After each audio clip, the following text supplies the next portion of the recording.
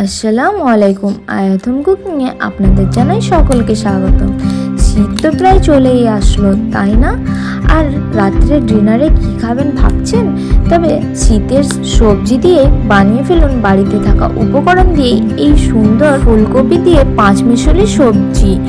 এটি একদম নিরামিষভাবে বানিয়ে দেখিয়েছি, তবে যারা নিরামিষ খেতে পছন্দ করো আজকের রেসিপিটি তাদের জন্য। একটিবার হলেও ট্রাই করে দেখতে পারো, খেতে কিন্তু অসাধারণ লাগে। এটি একদম বাড়িতে থাকা উপকরণ দিয়ে অনুষ্ঠান বাড়ির স্বাদ আনবে বাড়িতে। তবে চলো দেরি না করে রেসিপিটি শুরু করা যাক। শুরু করার আগে প্রত্যেকবারের মতন অনুরোধ জানাই, রেসিপিটি ভালো লাগলে প্লিজ লাইক কমেন্ট শেয়ার করে চ্যানেলটিকে সাবস্ক্রাইব করে পাশে থাকবেন। দেখো এখানে আমি প্রথমে কিছু ভেজিটেবল কেটে নিয়েছি। প্রথমে এখানে নিয়েছি আলু, ফুলকপি, গাজর, ক্যাপসিকাম আর নিয়েছি মটরশুঁটি। এখানে ফুলকপিগুলো এরকম ছোট ছোট করে কুচি করে নিয়েছি আলু আর গাজরটাকেও এরকম করে স্লাইস করে নিয়েছি, ক্যাপসিকামটাকেও এখানে স্লাইস করে নিয়েছি আর নিয়েছি কিছুটা মটরশুঁটি। এখানে তোমরা চাইলে বিন কলাইও অ্যাড করতে পারো, আবার চাইলে ব্রোকলিও অ্যাড করতে পারো। এখানে আমার ভেজিটেবলগুলো কাটা হয়ে গেছে আর আলুটা আমি একটু আগে থাকতে কেটে রেখে দিয়েছিলাম আর পানিতে দিতে ভুলে গিয়েছিলাম, তাই আলুটা একটু কালো হয়ে গেছে। তবে চলো এখানে ভেজিটেবলগুলো ফ্রাই করে নেওয়ার পালা। তার জন্য একটি কড়ার মধ্যে দিয়ে দিচ্ছি পরিমাণ মতন সাদা তেল। এখানে আমি সাদা তেলটা ইউজ করছি, তবে আপনারা চাইলে এখানে সরিষার তেল দিয়ে বা ঘি দিয়ে এটাকে ফ্রাই করে নিতে পারো। এখানে আমি বেশ কিছুটা পরিমাণ সাদা তেল নিয়েছি, তবে এখানে আপনারা চাইলে অল্প তেলেও এটাকে ফ্রাই করে নিতে পারো। এবার দেখো তেলটা সুন্দরভাবে গরম হয়ে আসলে এখানে দিয়ে দিচ্ছি ফুলকপিগুলো। এখানে ভেজিটেবলগুলো খুব একটা বেশি ফ্রাই করার প্রয়োজন নয়, ওই হালকা করে ফ্রাই করে নিলেই হবে। এখানে লক্ষ্য রাখতে হবে ভেজিটেবলগুলো একদমই কালার না আসে, ওই 10 to 20% মতন এখানে ফ্রাই করে নিতে হবে। এখানে ফ্রাই করে নেওয়ার একটাই কারণ, যাতে রান্নাটা চটজলদি হয়ে যায় আর একটা যে ভেজিটেবলের গন্ধ থাকে ফুলকপির বলো বা যে কোনো সবজির, ওই গন্ধটা না থাকে। দেখো এখানে আমার ফ্রাই করা হয়ে গেছে, কালারটা একদমই চেঞ্জ হয়নি, জাস্ট একটু ফ্রাই করে নিয়েছি। এবার দেখো এখানে ফুলকপিগুলো আমার ফ্রাই করা হয়ে গেছে। এবার আমি এটা তেলের মধ্যে থেকে তুলে নেব একটি বোলের মধ্যে। এখানে সবগুলো এবার তেলের মধ্যে থেকে ভালোভাবে তেলটাকে ছড়িয়ে তুলে নিচ্ছি। এখানে আমি দেখো এখানে আমার ফুলকপিগুলো ফ্রাই করা হয়ে গেছে আর ফুলকপির কালার একদমই চেঞ্জ হয়নি।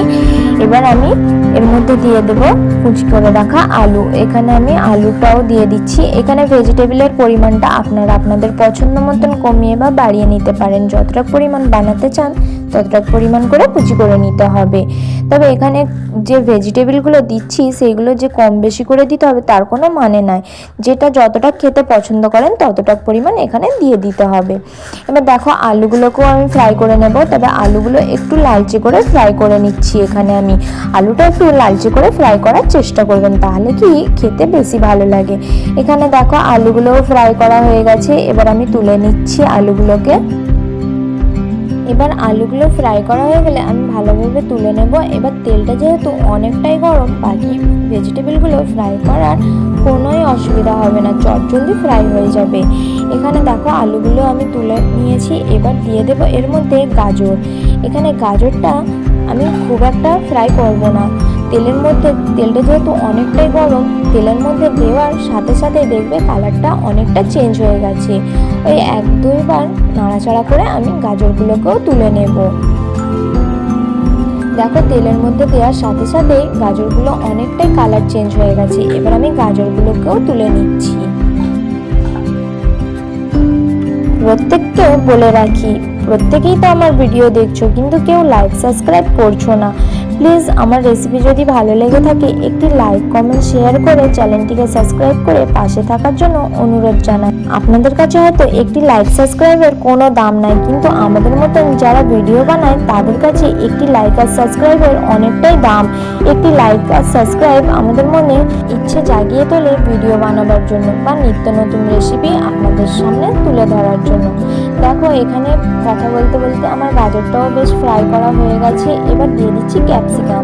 এবার ক্যাপসিকামটাও দিয়ে আমি খুব একটা ফ্রাই করবো না, ওই 1 সেকেন্ড মতন ফ্রাই করে নেব। এখানে ভেজিটেবলগুলো খুব একটা ফ্রাই করার দরকার নাই, আবারও বলছি ওই হালকা করে একটু ফ্রাই করে নিলেই যথেষ্ট। দেখো এখানে ক্যাপসিকামটা দেওয়ার সাথে সাথেই ক্যাপসিকামের কালারটা অনেকটা চেঞ্জ হয়ে এসেছে। এবার দু একবার এইভাবে নাড়াচাড়া করে ক্যাপসিকামগুলোকেও আমি তুলে নেব। দেখো কত সুন্দর কালার এসেছে। এর থেকে যদি বেশি আমি ফ্রাই করতে যাই তাহলে ক্যাপসিকাম বলো বা অন্যান্য ভেজিটেবলগুলো কালারটা চেঞ্জ হয়ে যাবে, যেটা রেসিপি বানাবার পরে একদমই ভালো আসবে না, বা সবজির কালারটা চেঞ্জ হয়ে যাবে, দেখতে একদমই ভালো লাগবে না আর খেতেও ভালো লাগবে না। তাই এইভাবে করে ফ্রাই করে নেওয়ার চেষ্টা করবেন। এখানে দেখো ফ্রাই করা হয়ে গেছে।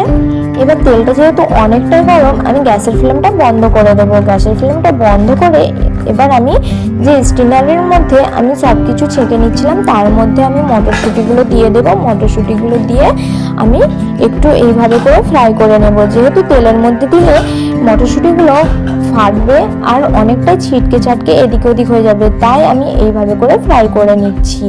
এই মটরশুঁটিটাও খুব একটা ফ্রাই করার দরকার নাই, ওই তেলটা যেহেতু গরম আছে এইভাবে করে দু একবার এইভাবে নাড়াচাড়া করলে ওই 1-2 সেকেন্ড মতন এখানে ফ্রাই হয়ে যাবে।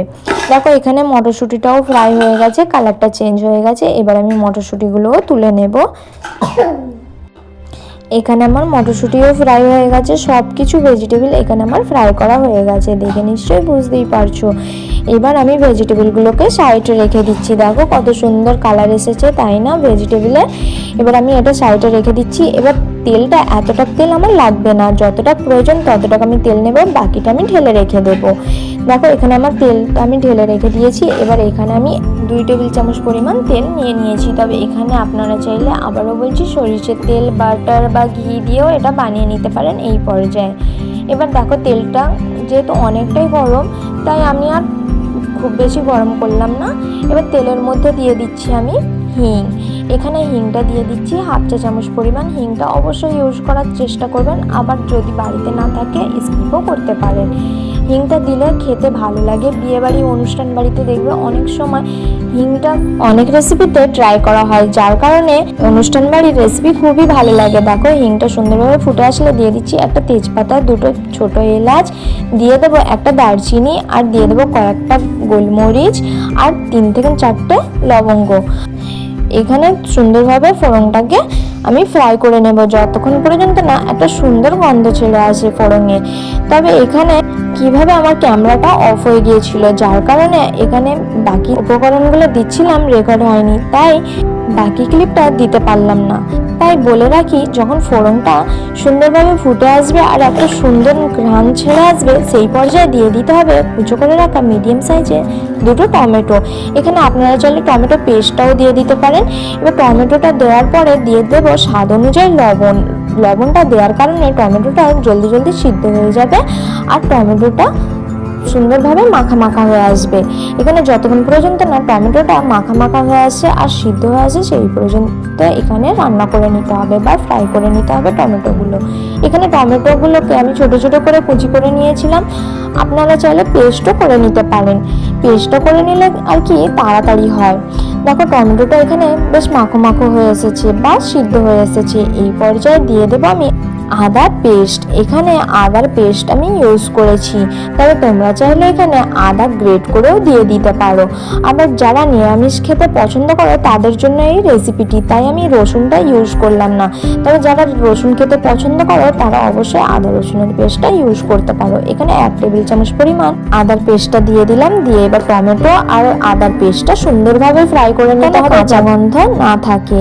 এখানে আমি হাই ফ্লেমে ভালোভাবে ফ্রাই করে নিচ্ছি।